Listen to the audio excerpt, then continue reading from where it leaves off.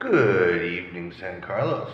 So this is another van update. It's the end of the day. I'm trying to stay open and make more than just the opening customers. I had a few Brits over and some Americans for some fish and chip. It's Friday, but otherwise it's been a dead day the whole time. We had a little earthquake, we had a volcano eruption, we've been having lots of rain. Another day in San Carlos. So I went to the DMV, or the transfer office, for the van to, get it legitimized plate wise and stuff. It's gonna cost me about 20k peso, which isn't that much. Realistically, 20k peso is like 550 Canadian, and I have to have an emissions test done, which it could fail, and then that would up that number to make it pass. And that's not putting it in my name, because you don't actually need to put vehicles in your name here. You just have to keep the plate registered. Does that open you up to them repossessing the vehicle, the original owner? Perhaps. I'm going to go to a lawyer. I don't know how much that's going to cost, but you can get them to certify the bill of sale. So at least then, if that owner comes along and says, "Hey, that's my vehicle, you stole it," you got that bill of sale saying, "No, no, motherfucker, I bought it from you," right?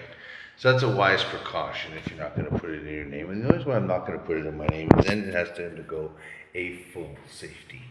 And the full safety with this particular vehicle might be a lot more grief than the vehicle's worth. I spent a good chunk of last night, after last night's big long video, trying to find videos about working on this particular model of van, and I really came up with nothing. So, good news for YouTube, I will be doing detailed videos of all the little projects I do on the van, such as fixing the wipers and, moving the seat and all the other little tiny things I think I need to do on the van. Not for the safety per se, or the, no safety required, sorry, the emissions.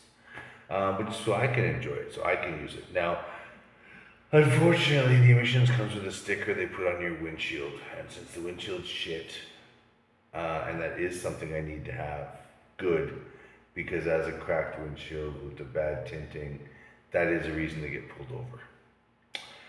So I'm going to change the windshield out before I do the emissions, simply so that I can put the sticker on my nice new window. And then once I have the emissions, they'll update the plate, and Bob's your uncle. So if you're buying a used junker over here, I mean, the Filipino people ride their vehicles hard. They run them to the ground. If you're mechanically savvy like me, that's not a problem. All the brakes are new on it now. It starts the first time I turn the key. I have to find the oil dipstick. I haven't found that yet, so I want to check the quality of the oil. If it's really nasty, I'm going to flush it and drain it myself. And unlike the locals who just dump the oil into the sewer, I'm going to collect it properly. I'm a bit of a greenie. I don't deliberately go out of my way to pollute. So I could probably give it to one of the people up in the mountain, and they can use it to burn for boiling water or something. I don't know. I haven't seen an oil recycling plant, and I haven't seen an oil changer here, like an actual shop advertising that kind of stuff. So I think it's something they all do themselves to their vehicles. But there are enough shops. I found quite a few Suzuki shops. That's why I got the lug nuts, because I got rid of all the strip nuts on all the tires. So if I do have an issue, and two of the tires, one's popped from the ride when I bought it, good rim though, and one of the back tires is bald as shit, and the other one's not that good either. So what happens is the bald as shit one of the popped, and I'm going to try and get a pair. Problem is, I need to find a shop that takes credit cards. Also, do I want to spend the last of my money from the credit card to only use my credit card to buy things? I can't use it for cash advances.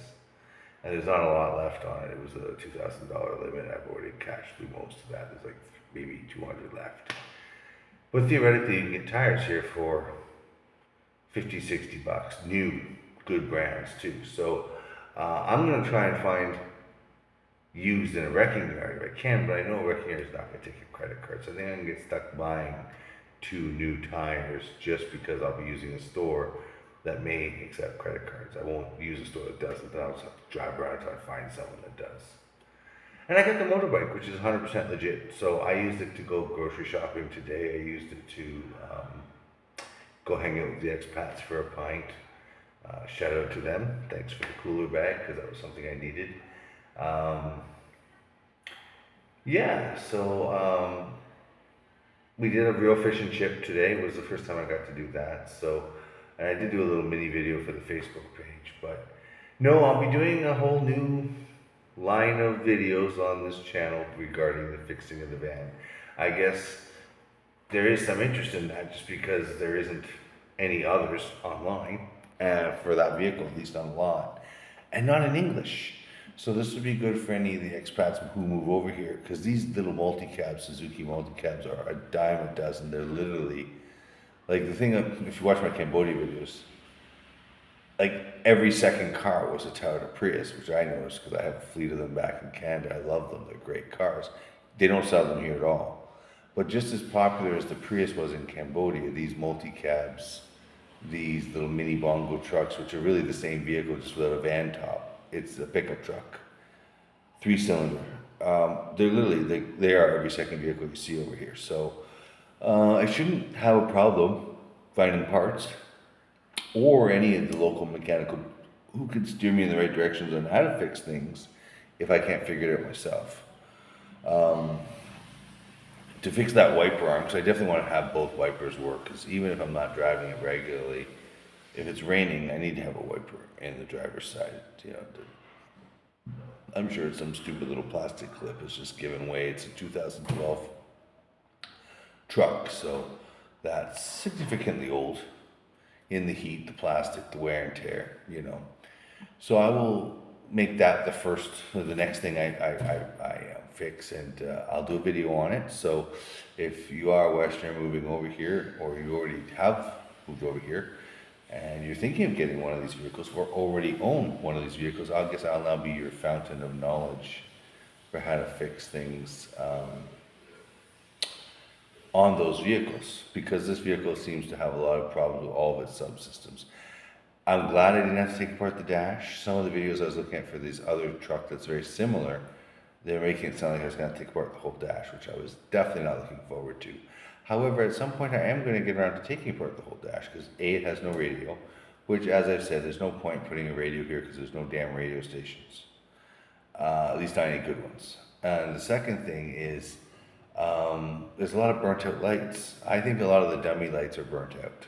I think that's why they're not lighting up at all, because they don't even light up when you start the car. And as anybody who's mechanical knows, when you start a car back home in the West, or start a newer car, all of those lights in the instrument panel light up, simply so you as the owner know those lights work. They'll then go off as the vehicle starts, so that this way at least you know, okay, none of your issues are there. And this has only got 4 dummy lights, a brake one, which is obvious, you know, an alternator one, an oil one, and what was the other one? Or a check engine one. So if I take the dash apart, I will replace all of the lights in the cluster, and I'll replace them with really good ones. So this way I can see gauges in the night and things like that. Because if you got the dash off, you might as well do it. Just like I'll rewire everything under the dash. I'll clean out under the dash. While I was under it, I noticed 1 or 2 small holes under the driver's mat too. So I'll probably, if I am going to have to make friends with a welder, weld in some new steel under the driver's area there, especially because I'm going to have to make friends with one to move the physical driver's seat back 8 inches. I'm just too damn tall. It's a real pain in the ass for me. I mean, I'm only 6 foot, so if you're someone taller than me, these are small vehicles for that. It's not going to work for you. And the pedals are so damn close together. That's another problem. But I'm told, though, I got the inside scoop from one of the expats. Shout out to him. Thanks a lot for the info. Well, where I could probably go to find out where I can get the windshield changed locally. In a perfect world, I'll find some guy who will actually come to me and change it just out in the road, right? It's not that hard. I mean, we in Canada have Speedy Auto Glass and places like that who will go to shops and change a windshield, or will come to your house and change a windshield. So I just want to be able to see through it. I want to get rid of the tint. Originally, before I found out it was illegal to even have a cracked one, which I even said to her, I'm like, really? I've seen a lot of cracked ones. She's like, yeah, but it's just a reason they can pull you over. I was like, oh, okay. And she did give me an inside scoop to go to a more lenient emissions person. It's probably a family member or a friend or whatever. She gets a kickback. I don't care. As long as they get stamp pass on that and I get the paperwork.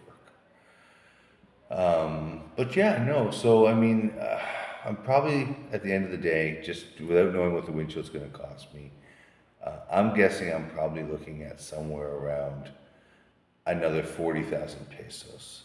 And when I look at how much one that's in great condition online, same sort of era, they sell for about 85 to 120,000 pesos. So I guess if I did all that work, I could get my money back with a little bit of profit. But if I do all that work, it just makes sense to keep it. I need a vehicle when I'm over here every year.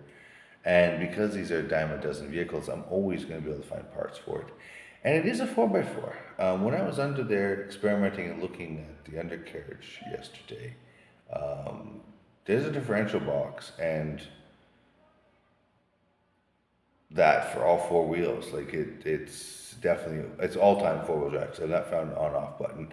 And I tried to look in the YouTube for anything and I got nothing. So I will go talk to these mechanics and I'll update y'all. So another reason to like, follow, and subscribe if you have one of these vans or you're going to move over here and you don't want to be buying some new Toyota or whatever. Because you're buying one of those kinds of cars, you're going to pay almost the same as what you're paying back home if it's new, you know.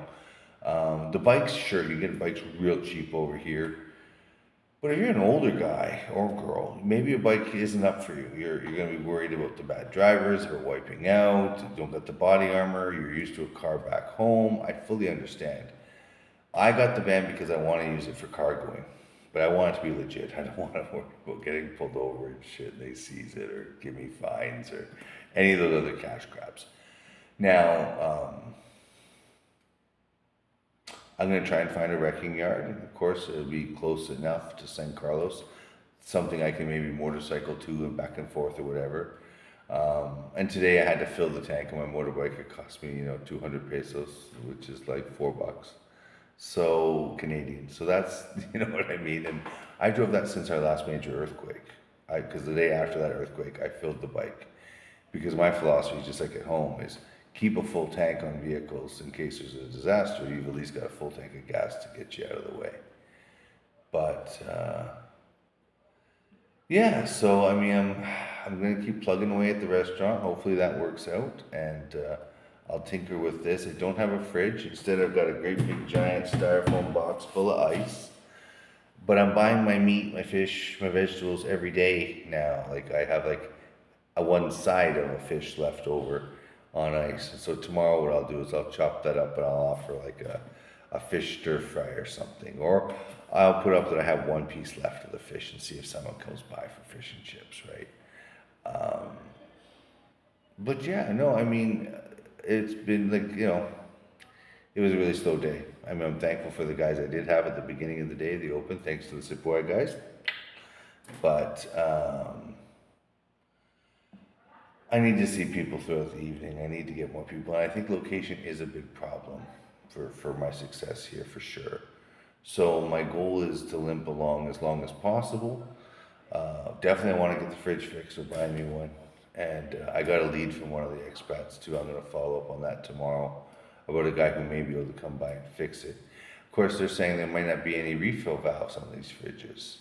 So the hole would be fucked. But I know that from my own experience with refrigeration is that there'll be line points into the compressor, and adding a valve to refill at that point is not that complicated as long as you can find the valves over here, right? So, and then patching the hole, I mean, I can use an epoxy. I could patch the hole myself. I'm not really that worried.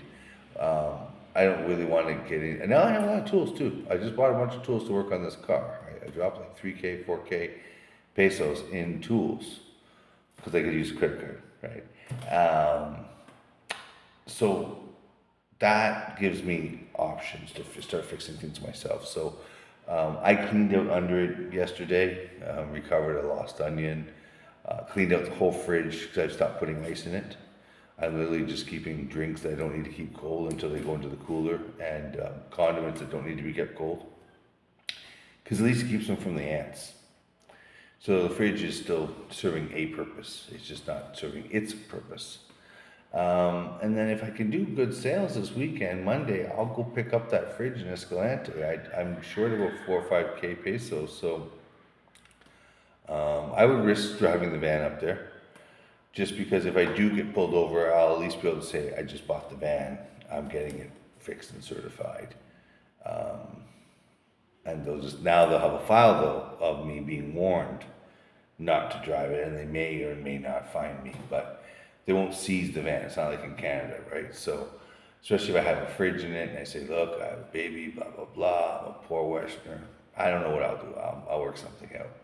Of course, any of you folks who watch the channel who want to help, help me out and throw me a few dollars that I can put towards my fridge fund, much appreciated. I've got about 2K in peso of the 6.5K I need to have. So, and I have enough food. Like, if I have a good weekend, I'll make the money, no problem. And I mean, I got a lot of burger meat. I got chicken for fingers and chicken burgers. I got that one side of fish. Got lots of vegetables. I'm gonna make a huge pot of chili tomorrow. So these things should help to give me the money I need to get the fridge. Because once I get the fridge, then the bar is settled. I'm fine. I just gotta keep limping along until I can get a better location, which I want to do once I have the customers, right? So getting the van legal helps mostly so I can use it for buy and sell. And so, like I said, it's another avenue. Now there's the show on this channel, there's traveling on this channel, there's raising and registering a kid on this channel, there's fixing up vehicles and legalizing things that you buy over here on this channel. So I'm just trying to give people as many good excuses to watch the channel. Hence the reason I'm saying, come on, subscribe, hook the guy up. It costs you nothing to subscribe. However, if you're really feeling generous, I always put the gcash in a lot of videos. I always put the PayPal in a lot of videos. It is what it is.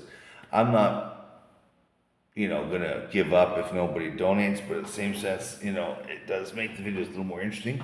And for the repair videos, I'll be able to do more of them. More money I have, right? So, but really I'm in the maintenance mode right now. So, and the weather has not been cooperative. Like, this week alone, I've had 2 nights where we lost power before I closed. So it's like I had to close early, screwing over my chances to make money, right? So, and I'm just exhausted. I have been burning the candle at both ends. This morning I got up at 10 and I couldn't even open my eyes. I had to take some caffeine pills I brought from Canada, wake-ups, because I don't have enough hours in the day. And my woman's like, oh, sleep, you gotta drink water, blah, blah, blah. I'd love to.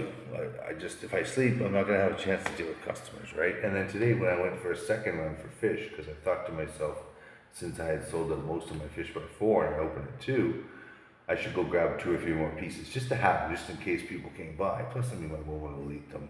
I'll eat them. I don't mind a fish and chip, but I couldn't find any. I went to even these little tiny side out of the way markets where I've driven by many times on my bike, and I see them set up with little fish stands. Nothing. Maybe it's because it's Friday, and maybe because they're Catholics, they eat fish like they're supposed to. But it seems to me Murphy's Law really works against you here. If you're looking for something, you're not going to find it. When you're not looking for it, you'll see it freaking everywhere. So, that being said, it's, like I said, it's always an adventure. So, follow, subscribe, hit that bell. You get to follow the adventure as it gets posted. And remember to share my channel. If you see, talking to someone, oh, I'm going to the Philippines. Oh, great. And you may have seen me on a few other channels, because 2 other bloggers did little mini shows with me this week. We'll see if they post me. I know the one guy 2 weeks ago won't post me, so I'm too controversial. But it is what it is. And some of the guys, essentially, he just puts me on his private side now. So you gotta pay that, few pesos a month. It's nothing. It's in our dollars, it's like 50 cents a month to be part of his private channel, to watch those videos. And they're worth watching, Because as you guys know, at least from watching this channel, I don't sugarcoat stuff. I don't feel the need to. So, yeah, hit that bell. Sharing is caring, just not your personal information, and or needlessly your money. I mean, I'm not asking you to share crazy amounts. When I say, you know, the whole don't share, don't spend over here, it's because the fourth hole that these people have. They will continuously want more and more and more and more and more and more and more. And they're not asking for a cup of coffee. They're asking for you to buy them vehicles, furnish a whole house, you know, take care of their parents. It adds up, it adds up, it adds up. So that was based on yesterday's video because I saw it got a crazy amount of hits. So again, thank you folks. I like it when I do something a little out of the ordinary and I get rewarded with hits, right? But I'm really trying not to do clickbait titles. It's something I find really irritating on some of the other channels I watch. You'll think that, you know, you're going to get one topic and then you watch the video and it's 20 minutes long or it's 10 minutes long and they don't even talk about what the clickbaiting title was about. So, I mean, I still watch till the end. I still like whatever. I'm a nice guy that way. So to anybody who has a channel, I'm always willing to come and chat with you. If you're far away and I can't come visit you personally, I'm willing to do a split screen thing with you if you want to ask questions or share your experiences or that kind of stuff. So thanks for watching. Have yourself a great night. That's today's vlog because I didn't have a chance to do one all day and there really wasn't much to talk about. And so yeah, I just thought I also, like I said, plug the van thing. So have yourself a great evening, folks. I'm off to bed. As you can see by the size of my eyes, I am just beat. It's 1 a.m. in the morning. So salute.